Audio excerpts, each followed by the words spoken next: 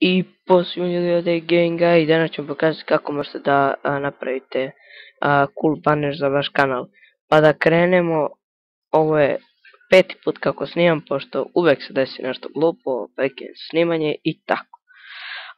Uzet ćemo bilo koje, znači ostavit ću linkove u deskripciji od ovih i možete vi od ovih sajtova, ovdje možete birati koje hoćete dizajn.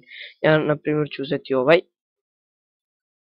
i stavit ću, ne znam, ajde Gamin G Guj S.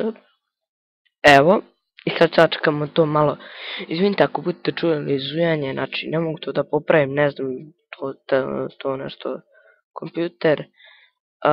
Ako vidite veliko to piše budala.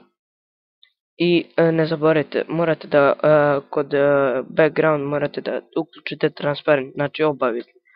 Idete next i skinete. Idemo sad na ovu sajt koji ću ostaviti link u deskripciji isto. A sad uzmete, treba vam, kao prvo vam treba neka pozadina. Mi ćemo uzeti sada pozadinu, na primjer, ajde, open i evo ga.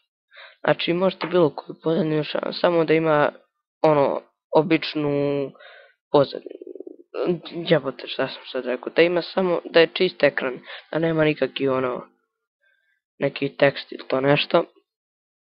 Ako ima tekst kao subscribe ili to stavite slobodno, niko ne brani, znači eto stavit ćemo sad ovaj.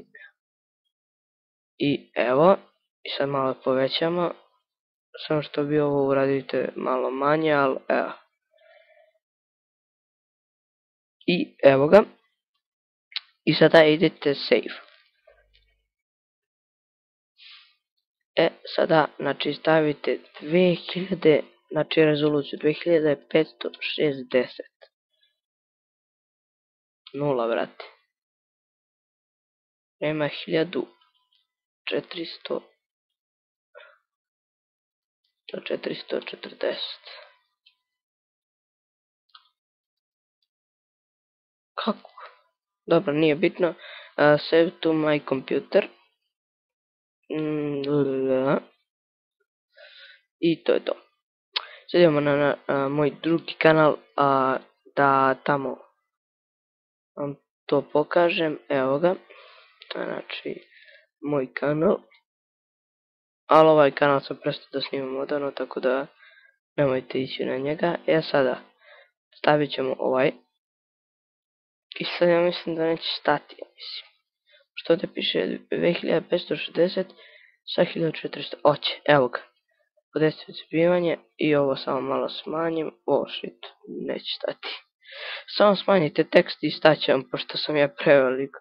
I evo vidite da to stvarno, evo, samo što ovdje malo je to, ali nema veze, znači vidimo se u sljedećoj epizodi i naravno izvinite, smanjite samo slova i vidimo se u sljedećoj epizodi. Pozdrav!